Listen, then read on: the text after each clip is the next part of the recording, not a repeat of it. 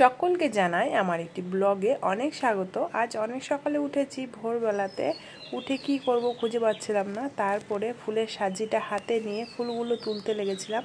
এখনও চারিদিকটা ঘুটঘুটে অন্ধকার। ভোরবেলাতে উঠতে কিন্তু ভীষণ ভালো লাগে। সব দিন তো আর ওঠা হয় না, মাঝে মাঝে যখন উঠি তখন বেশ লাগে। চারিদিকটা পুরো ঠান্ডা ঠান্ডা ওয়েদার থাকে।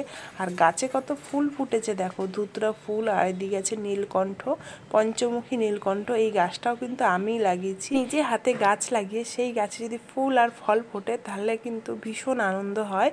চারিদিকটা ফুলে ভরে গেছে। আমাদের বাড়িতে সকালে কিন্তু অনেক ফুল ফোটে, আর এটা হচ্ছে সাদা ফুল, গরমের ফুল। এই দেখুন প্রজাপতিটা কি সুন্দর বসে আছে। তারপরে হঠাৎ করে আমার বোন বলল, চল, যখন উঠেই পড়েছি তাহলে একটুখানি হেঁটে আসি। আমি, বোন আর কাকিমা মিলে বেরিয়ে পড়লাম হাঁটতে।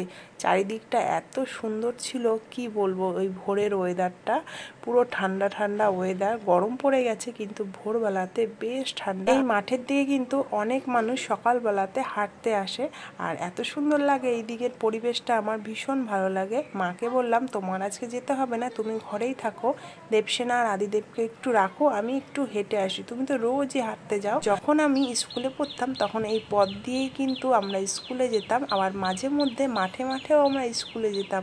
তাই এই পথটা আমাদের কাছে ভীষণ প্রিয়। এখন তো বেশি এই দিকে আসা হয় না, কারণ সময়ের অভাবের জন্য। আগে আমি, আমার বান্ধবীরা রোজ এইদিকে বিকালবেলাতে একবার করে ঘুরতে আসতাম।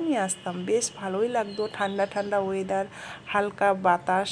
খুব সকালবেলাতে এইদিকে হাঁটতে আসলে অনেক ধরনের পায়রা দেখা যায়। এটা হচ্ছে বুনো পায়রা। আমার বোন আবার এটাকে তাড়িয়ে দিল।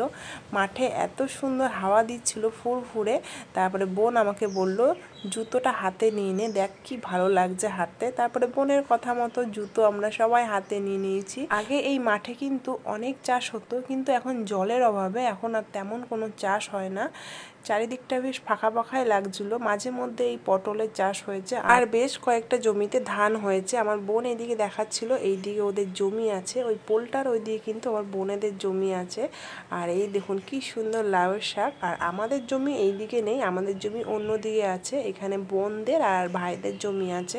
মাঠের মাঝখানে কি সুন্দর একটা বাড়ি করে আছে, সত্যি দেখতে বেশ ভালোই লাগছিল। হাঁটতে হাঁটতে আমরা অনেকটা দূর পৌঁছে গেছিলাম, আমি, বোন আর কাকিমা। এখন আমাদের ফেরার পথ। এটা হচ্ছে আমাদের শিব মন্দির আর দুর্গা মন্দির, এখানে গাজন হয়, তাই এখন থেকেই শুরু হয়ে গেছে প্যান্ডেলের প্রস্তুতি। শহর শহরের মতো সুন্দর, আর গ্রাম গ্রামের মতো সুন্দর। যেহেতু আমি গ্রামের মেয়ে, তাই আমি সব সময় আমার গ্রামকে অনেক ভালোবাসি। দেবসেনা ঘুম থেকে উঠে গেছে, মা বলল তুই যাওয়ার সাথে সাথে কিন্তু দেবসেনা উঠে গেছে। আমি সেই তখন থেকে নিয়ে ওকে ঘুরে বেড়াচ্ছি। প্রচণ্ড দুষ্টু হয়েছে, সারা দিন শুধু ঘুরে বেড়াবে। মামা, মাসি, দিদন, সারা রাতে নিজেও ঘুমায় না আর আমাকেও ঘুমাতে দেয় না, অনেক দুষ্টু করে আমার সাথে। তারপরেও আমি আমার দেবসেনাকে অনেক ভালোবাসি। আর এইখানে দেখুন গাছ ভর্তি পুরো ফুল চলে এসেছে। এত ফুল কিন্তু গাছে আর থাকবে না, দুদিন পর থেকে সবাই নিতে শুরু করবে। সকলকে জানাই অনেক ধন্যবাদ আমার ভিডিওটি দেখার জন্য। আবার কোনো অন্য ভিডিওতে আপনাদের সঙ্গে অনেক তাড়াতাড়ি দেখা হতে চলেছে।